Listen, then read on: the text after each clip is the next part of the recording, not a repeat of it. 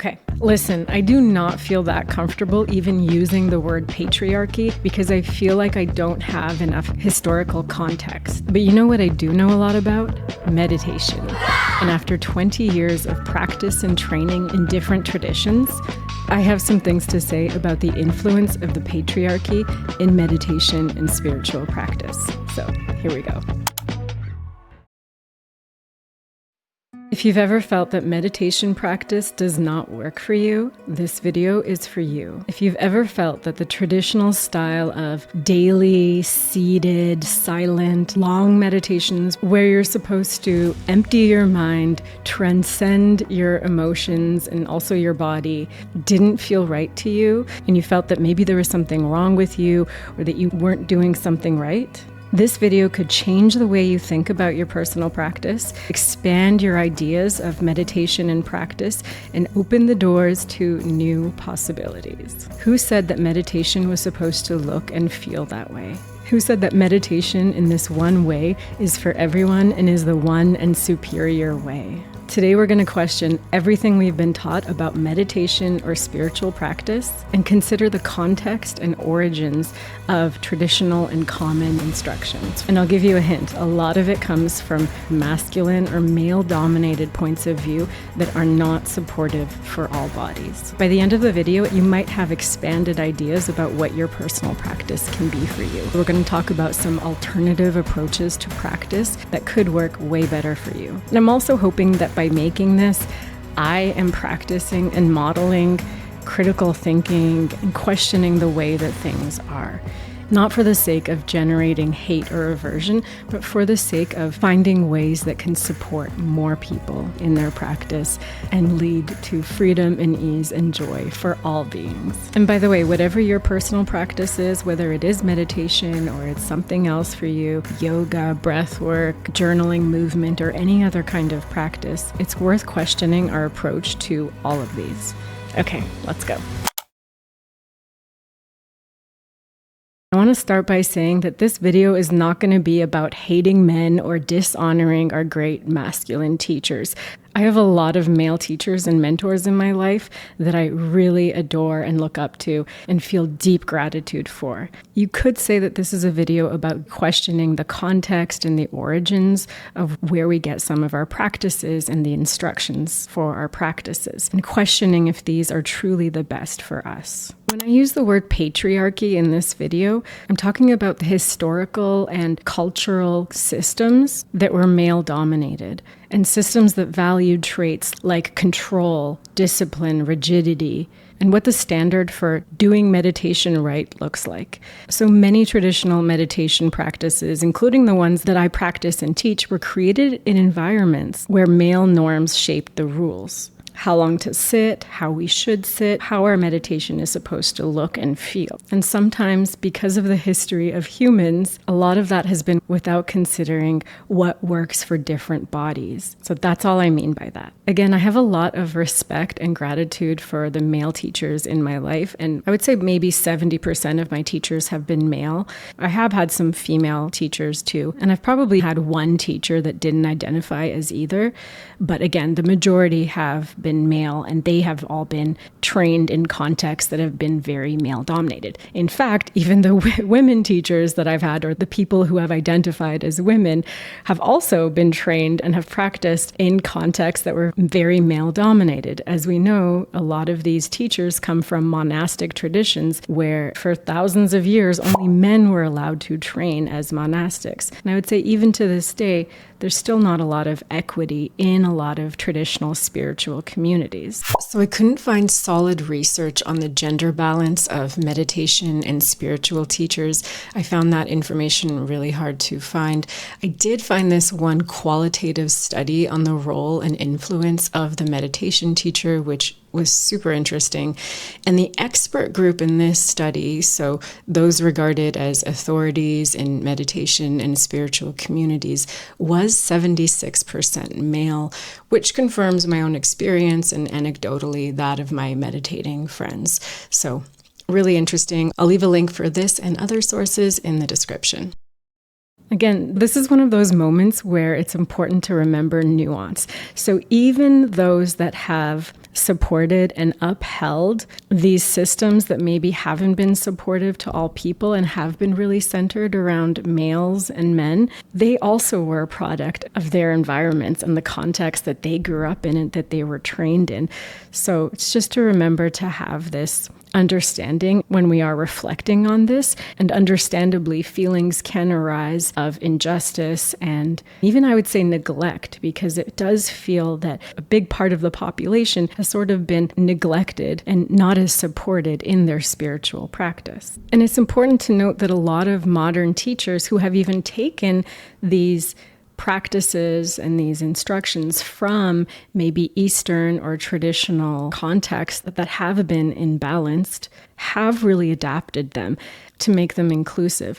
Things like offering different options for postures, or even using language in the instruction that is invitational, that is compassionate, that is trauma-informed. A lot of teachers have been doing this good work. So again, today's message is, let's keep paying attention. Let's keep questioning and evolving practices so as many bodies as possible can enjoy the benefits, including you. Even the Buddha is said to have stated that he did not want people to follow him blindly. He wanted people to question and try out for themselves the instructions and the teachings that he gave. I love this quote that says, "Just as the wise test gold by burning, cutting, and rubbing it, so you too should accept my words only after testing them and not merely out of respect for me." The same goes with anything that I say. I do not expect, nor do I wish for anyone to listen and follow blindly.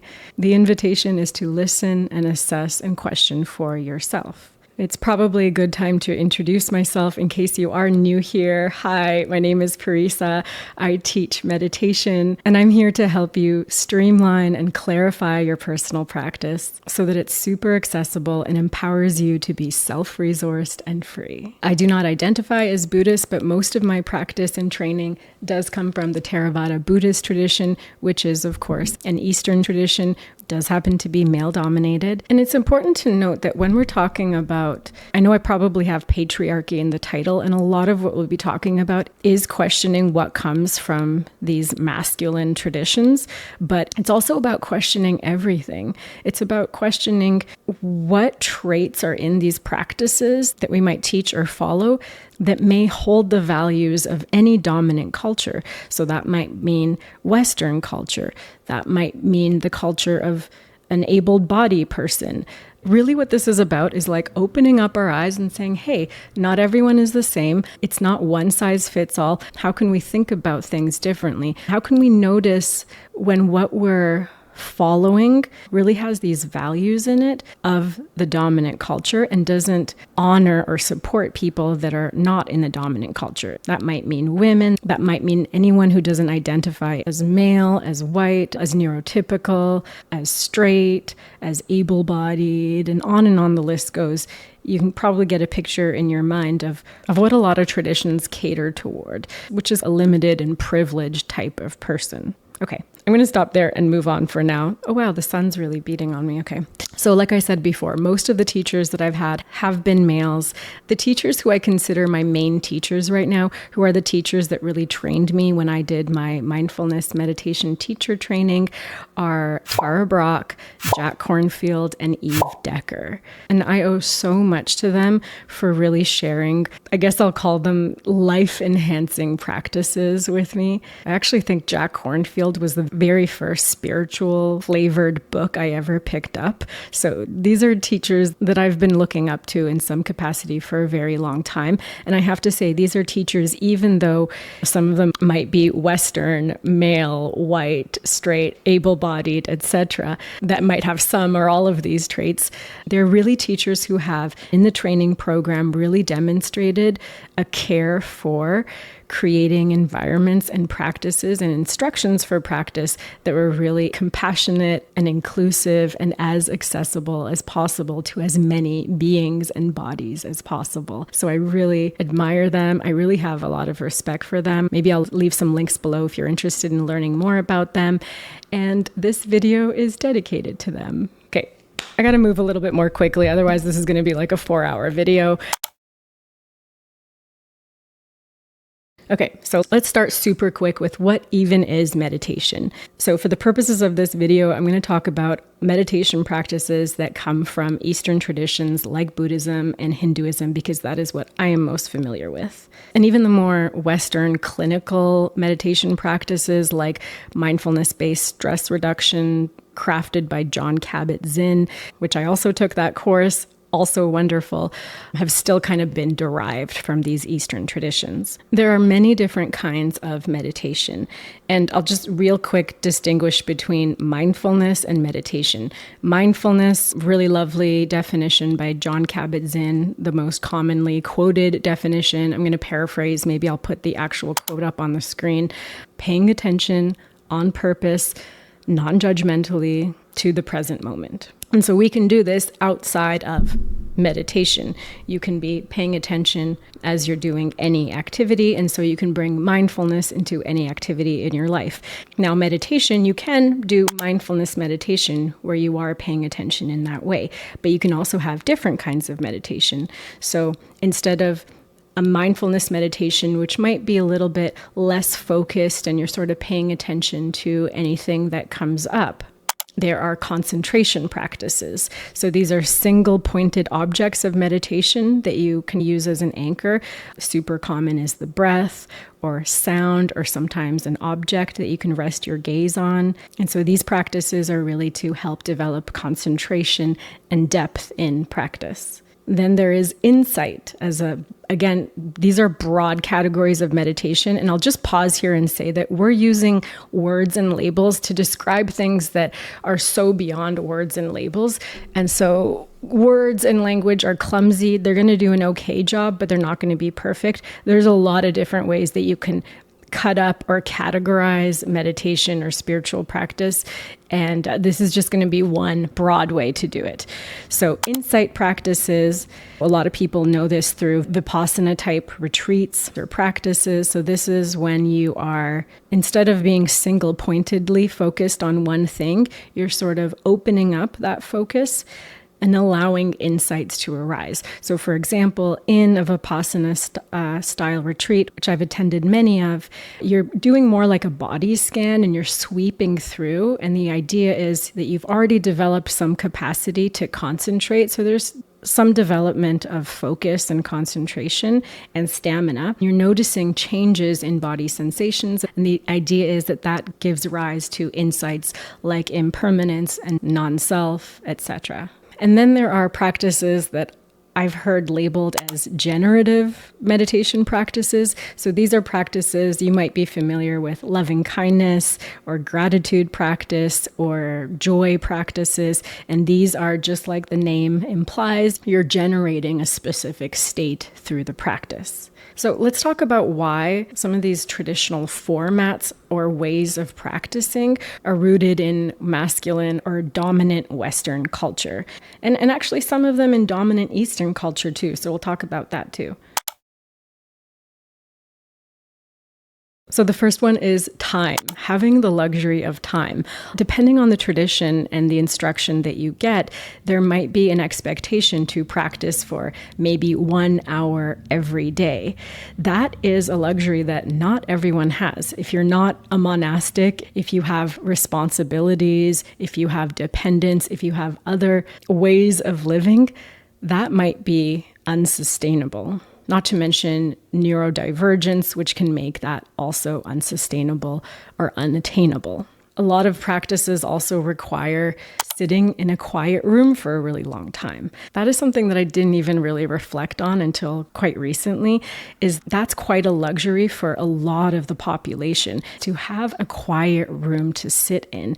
A lot of people cohabitate with a lot of people. So the idea of having privacy and quiet and space to do this kind of practice in is just not reasonable or accessible for some people. So again, any practices that require or expect this environment or this requirement are favoring certain traits or certain lifestyles that don't necessarily apply to everyone. Along with a quiet space, there might be an expectation that the meditation practice itself is a quiet activity. And again, this is generalization. Not all meditation instructions may have this. And we do know that there are practices that involve chanting or vocalization. From my experience, even in Eastern traditions that have these noisier or less quiet practices that do involve chanting or movement, walking, dance, a lot of these are not part of the core practice. These almost seem like they're supplementary. They're a little bit on the side of the core practice. There's also this value of stoicism in practice. You might have noticed if you've ever gone to a place for meditation or spirituality, there's this idea that there's a stoicism that you should put on when you arrive, not showing a lot of emotion, not being very animated. Oops. Again, this sort of favors a certain slice of society and culture that has those traits and values that as part of their culture. Along those lines, stillness versus flow. So an expectation for stillness in the body. Again, not for everyone, especially if there's neurodivergence. This kind of reminds me, I used to teach mindfulness and social emotional learning to really young children, like mostly primary and kindergarten age children. And so this expectation for quiet and stillness was not for every young body, especially maybe young boys, especially neurotypical children. It's just absolutely ridiculous to expect them to sit and be quiet. And even outside of social emotional learning, even just the idea of sitting at a desk or hands in your lap and being quiet and still for very long on the carpet is just not fair to ask. Again, not suited for everyone. One size does not fit all. Which brings us to posture. So remember crisscross applesauce in kindergarten on the carpet? Depending on where you grew up, we have this in meditation, this idea that there is an ideal posture, which is cross-legged, sitting on the floor, maybe with a cushion if you're lucky. And so this one's a little bit different than a dominant Western value. This is more of a value and a norm in Eastern culture where their lifestyle and the way that they live and sit regularly just makes their hips a little bit more conducive to sitting on the floor for meditation for long periods of time. So it's just, again, noticing, does this work for every body? There also does seem to be this norm of not paying attention or listening to the cues of the body. This idea that, and again, not in all practices, but I would say it's in the majority. There's this idea to transcend above the body, again, not listening to the body's cues, kind of powering through any discomfort in the body, almost as if you're disembodying during meditation practice, which is just so not the point. So for example, again, back to Vipassana retreats, there are practices called strong determination where you have to sit, I think it's 1 or 2 hours without moving at all. As much as possible, the instruction is to not move at all. And of course, there is some benefit to not moving at the first itch or the first urge to move. But when it goes too far, it can really cause harm. Not all bodies are made to sit that long. You can actually cause harm to the body, not to mention sitting through any emotional discomfort that can come up and how that could possibly re-traumatize people who have past trauma. And when you just consider the norm of sitting for long periods and the expectation for a certain level of concentration, that's not going to work for all kinds of brains. And it's fine. We can have practices that work for this group of people and this practice that work for another group of people. But when you have a dominant practice that is really mainstream, and it does seem like everyone should fit into that, if you don't fit into that format of practice, then you can feel deficient and you can feel like there's something wrong with you, or that there's something, even some level of spirituality that's not accessible to you because you can't practice in that way. And of course, there's the regularity of practice, the expectation that you practice for however long every day in this way.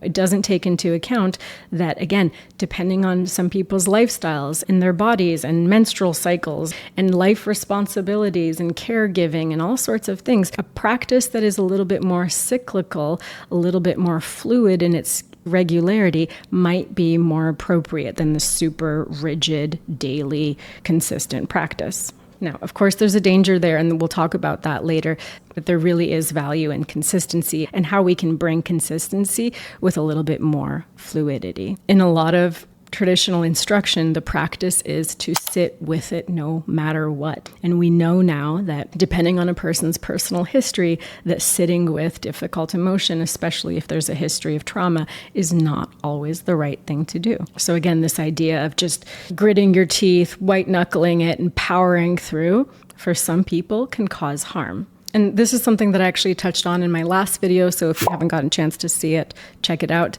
The idea of, again, depending on the context and the context of the instruction that you're getting, some instruction could be very goal-oriented and result-oriented, and this mindset of productivity. I'm going to do my spiritual practice, I'm going to do my meditation, and I'm going to get this out of it, instead of it being really about accepting whatever is rather than trying to change or fix anything, and it being about being present with what is and having the capacity to hold whatever is in awareness.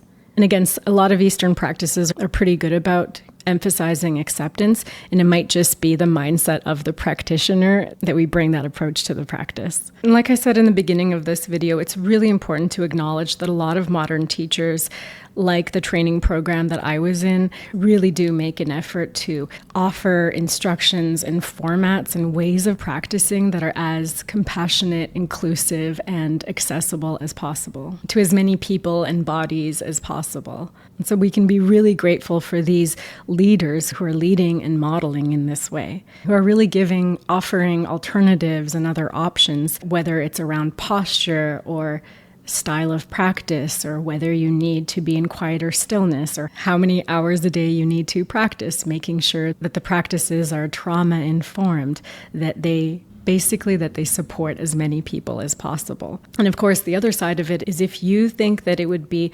balancing to you and supportive to you to have some of these more traditional practices where there is discipline and rigidity and sitting still and sitting in a certain posture in a certain way for a certain amount of time, then great. But the idea is to have options. And the idea here today is to reevaluate, question, and make good choices for ourselves. You might ask yourself why you want to practice, why you might want to have any spiritual practice. If it is to reach full enlightenment, then some of these more traditional meditation practices might be necessary. For example, there's a certain amount of concentration that you really need to develop according to these traditions to attain a certain level of depth and practice so that you can reach certain insights and have these awakenings. That might be arguable, I'm not sure. So it's really important to check in with your own aspirations for your practice.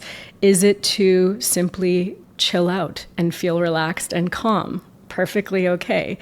Is it to be more productive? That's okay too, if that's your aspiration for your practice. Is it to cultivate more positive, wholesome qualities like love and compassion and gratitude and appreciation? Is it to have more insight and wisdom and understanding? Depending on what that is for you, traditional meditation may not be the only way.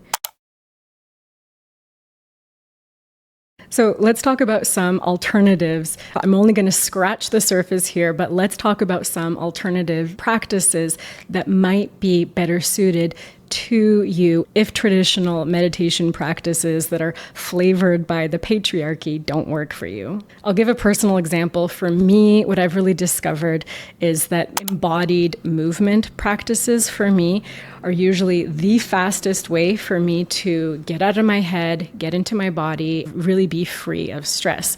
So practices like dance and shaking, and even just bringing subtle movements into a sitting meditation practice, really allowing the body to move with the flow of the breath. Things like that have really felt contrary to a lot of traditional practices that I've learned, but have really been helpful for me. So it's, giving yourself permission to bring movement into your practice, even if that means putting on a really loud song and having a dance and having a shake. Some days, for some bodies, that can be a practice. And it's interesting to consider more embodied, dance-based spiritual practices like the 5 rhythms practices or ecstatic dance have been founded by women and female teachers. So really interesting to see these alternatives created by people that are not part of the dominant culture. So instead of sitting in silence and just sitting with thoughts, which again, sometimes a wonderful practice, but not always the right thing, we can move through the same practice, which might be paying attention, which might be meeting the moment with openness and receptivity. But instead of in silence and sitting, we could be walking. We could be listening to audio, either music or voice guidance. These can be a totally legitimate way to practice, but have the kinds of brains that don't do well sitting in silence. And by the way, this might be all of us on some days, right? So it really depends. And so that's why it's so important to know yourself and have that self-awareness and to be able to build that self-trust, which is such a big part of the program that I offer, building that self-trust so that you can guide yourself. Another one that I love and I personally practice a lot and I teach a lot is writing practice.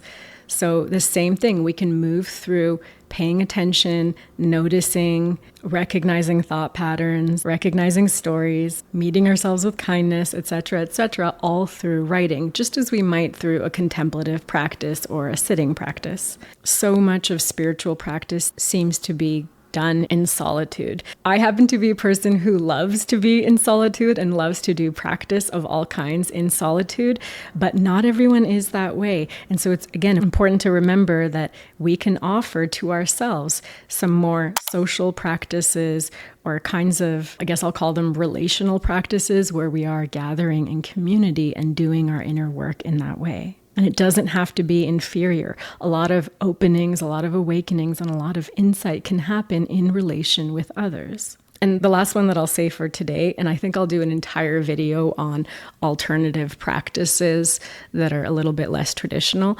If that's a video and topic that you might be interested in, let me know in the comments and do all the things that let me know that you want more videos like this. But the last one for today is challenging the idea that practice needs to be done daily and in the same way. Depending on our personal cycles and the cycles of our lifestyles, whether it may make much more sense to have a more cyclical rhythm to our practices and a schedule that's a bit more fluid. Now, we do want to be careful here. There's something to be said about consistency in practice, and we'll come back to that later in the video. So much of what I'm talking about right now is really about understanding the importance of personalization in our practice. So the idea of personalization is, for me, a pillar of practice and something that's really key to the program that I offer. And it's this idea of really growing your self-awareness, curating your own essential toolkit that works for you, and using a clear map so that you can follow your practice with your own chosen modalities. And those might be different on different days. So what's important here is that there's a sense of consistency in practice.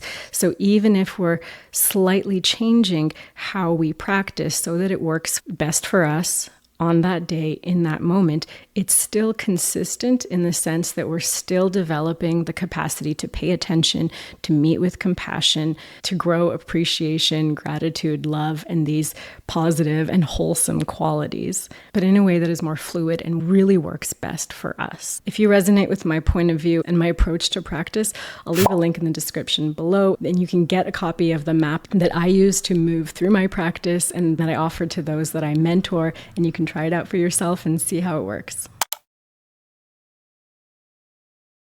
A couple last words I want to say real quick here.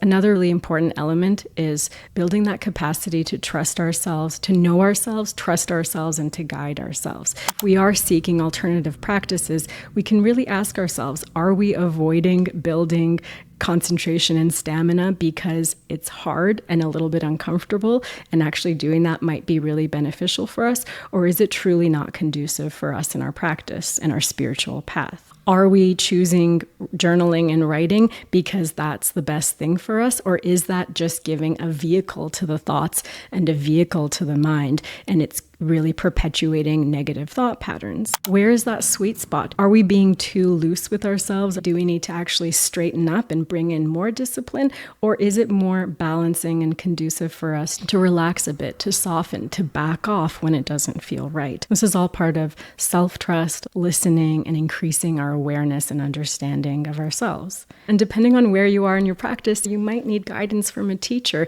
to sort out this stuff until you build your own toolkit, until you personalize your practice, and until you build that self-trust so that you can truly guide yourself skillfully in these ways. We already touched on consistency, and yes, it's important to have regularity and consistency in your practice, but practice can still be consistent if you're showing up to it regularly, even if the form slightly changes each time you come back to it. You can still show up regularly, but be fluid and flexible about the ways in which you show up.